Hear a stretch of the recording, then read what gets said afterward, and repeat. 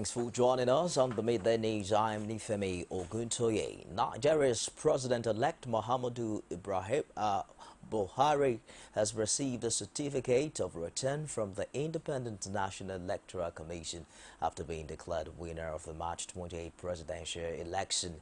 He received the certificate from INEC Chairman Atahiru Jega at a brief ceremony graced by the leaders of the APC. And he's been receiving congratulatory messages from world leaders. In the several messages, former British Prime Minister Tony Blair, French President François Hollande, Rwanda leader Paul Kagame, and Prime Minister of Niger, Mahamadou Issoufou, congratulated Buhari on his victory and Nigerians for a credible election. The president-elect has also been receiving visitors among and staying power has been tested to its limits.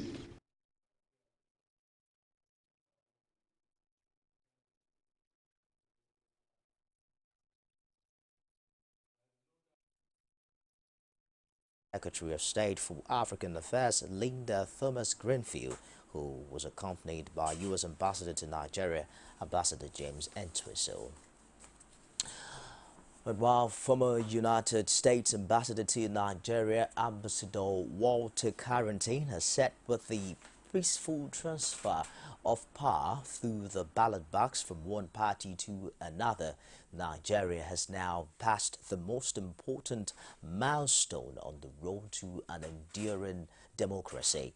In a congratulatory message issued on Wednesday, Carrington said while the president-elect General Muhammadu Buhari has achieved a decisive victory, President Jonathan has set the stage for a peaceful transfer of power through his gracious congratulatory call to his successor.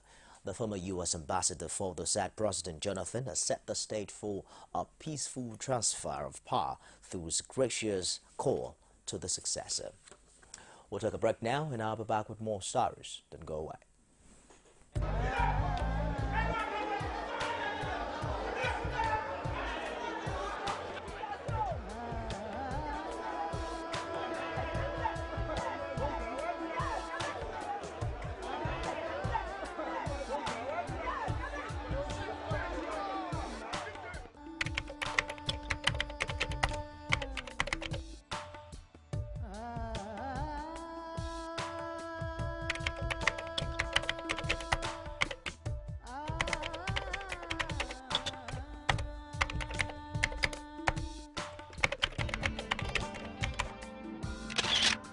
Morning, Mr. President. Morning, sir. How are you, Mr. President? How is the campaign?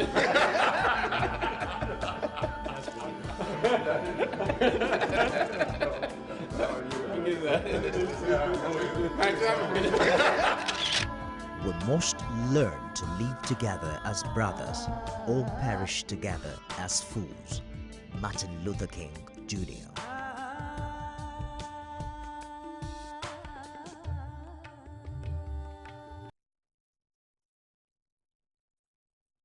Welcome back. You can also get all of our top stories on any of our social media platforms.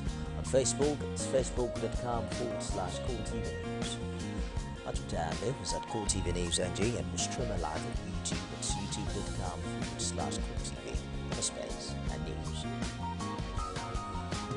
Nigeria's former representative at the United Nations, Maitama Sule, wants President-elect Muhammadu Buhari to enthrone fair play and justice during his tenure. He said this at a news conference at his home in Kano. The elder statesman also congratulated the political class for comporting themselves during and after the presidential election. That what I have been praying for has now come to be true. I've been praying for good leaders, and I have seen good leaders. I have seen a good leader in the present president. We have had elections in Nigeria, and I think this is the first time that an incumbent has congratulated his opponent and has accepted defeat. Jonathan is not a politician. He's a statesman. A politician thinks of elections, but a statesman thinks of the nation. Jonathan thinks of the nation, and he's thinking ahead. He wants Nigeria to realize her potential greatness, and that is why he has behaved the way he has behaved. I certainly congratulate him, and he will go down in history as one of the greatest presidents of Nigeria, who has helped to establish or to lay the foundation for real democracy in the country. The message I have for him is, I hope and pray that he will do justice to all and sundry, and that he will regard the entire country as his own constituency. You see, justice is the most important thing in any government. For the world can never be governed by force, never by fear, even never by power. In the end, what governs is the mind, what conquers is the spirit. And the weapons of governing the mind and conquering the spirit are justice and fair play. Behind every crisis, not only in Nigeria but also anywhere in the world, is injustice.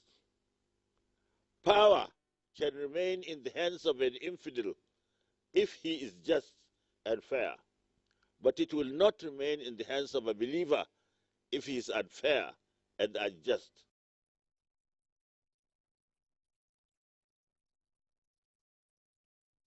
Governors elected on the platform of the People's Democratic Party were in Abuja on a solidarity visit to President Goodluck Jonathan.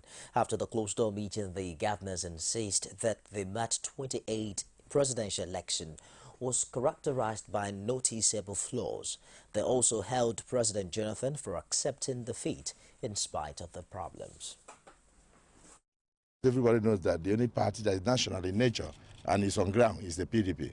So we are not going to be undaunted by what has happened. And of course, the party has already indicated that they will explore all legal means and all in order to ensure redress. So we are also proud of the party. And we want to congratulate all our voters and all PDP faithfuls across Nigeria for their peaceful disposition. This is the only party that has never carried a stick to break somebody's windscreen post-election, before or after election. And then you've seen, with the kind of sacrificial stand-up Mr. President, our faithfuls across Nigeria are not on the street breaking APC windscreens and their vehicles. But if it were the other way around, you know what would have happened today. So this is where Nigerians must judge. We want peace, we want stability, we want unity, we want to ensure the continuous peaceful coexistence of Nigeria and the progress and development of this country and not destruction. That's what PDP stands for. And that is why the election of April 11 will clearly show that, yes, indeed, PDP controls Nigeria and not the other way around. Meanwhile, People's Democratic Party Presidential Campaign Council has said it has no regret over the manner it conducted President Jonathan's re-election bid. It also congratulated President Goodluck Jonathan for being a statesman, as well as congratulating the President-elect Muhammadu Buhari on his electoral victory. Spokesman for the campaign team, Femi Fani-Kayode, said at a news conference that he had nothing personal against Buhari in spite of focusing on him for much of the campaign period. He maintained that he was only doing the job he was engaged for.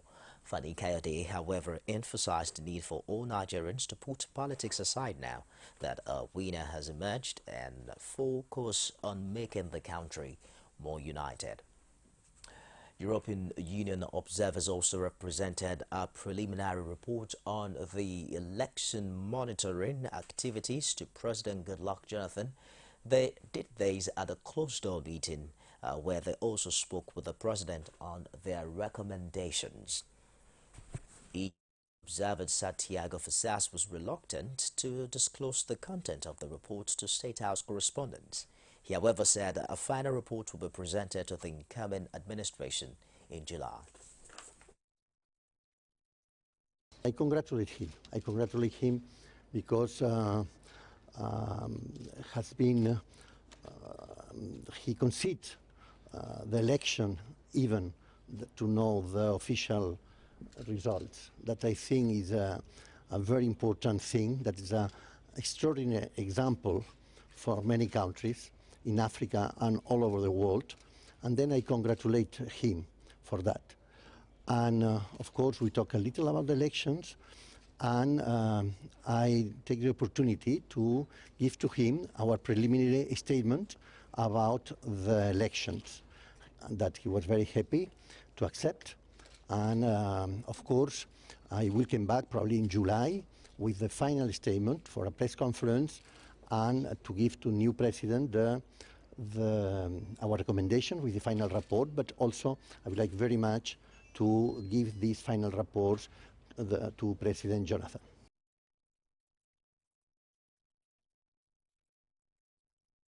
The federal government is set to develop a large-scale on-grid renewable energy project aided by the United Nations Development Project's Global Environment Facility grant to the tune of $4.4 million. A statement from the UN office in Nigeria indicates that the initiative, which will be co-financed by the private sector with a $150 million contribution, is part of efforts to increase installed electricity generation capacity to 40,000 megawatts in the medium to long term. It added that the GEF project will strengthen the capacity of key stakeholders by helping government put in place policy and financial risk removing instruments. It's expected that a favorable environment that will facilitate the approval and commissioning of the first 100 megawatts grid-connected solar PV power plant in the country. 12 persons, including children, were on Wednesday killed in Tume and Agaraga in local government area by suspected Fulani herdsmen. The herdsmen also razed over 45 houses and huts in the affected communities in a renewed attack in the local government. The affected communities, according to a source, were attacked about 8 p.m. Tuesday night, with the herders shooting, maiming and killing any villager on site. When contacted, the State Police Public Relations Officer ASP Austin Asiani said the police were aware of 3 deaths in the attack. Asiani also confirmed that several houses and huts were razed by the assailants, but noted that the attackers retreated when security personnel stormed the area. We'll take another break now, and I'll be back with a story outside Nigeria. Don't go away. Every day, every hour, and every minute, news break in Nigeria. Things happen so fast, it's most times difficult to track and comprehend them. But that's what we do right here on Digit 360. 2015, would you want to come back again? It's like asking Jesus Christ if he knew he was going to die, will you want to come back as the savior of the world again? We do not just help you track the stories, we break them down, explore all the angles, analyze the issues so that you can fully comprehend the stories and use them to make the right decisions.